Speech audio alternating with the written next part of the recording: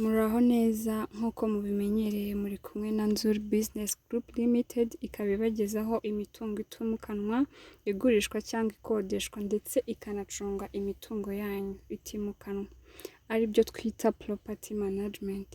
Reka tukwibutse gukanda subscribe wowe utarabikora, dukomeza kubana 5/5.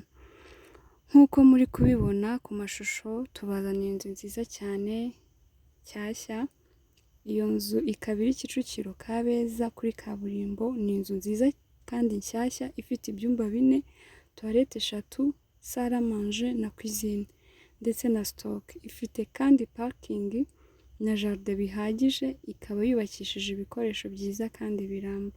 Igiciro cyayo ni $90,000,000 Negotiable. Wayikunze waduhamagara kuri 0788 48 67 cyangwa se ukaduhamagara kuri 0788 22 20 13.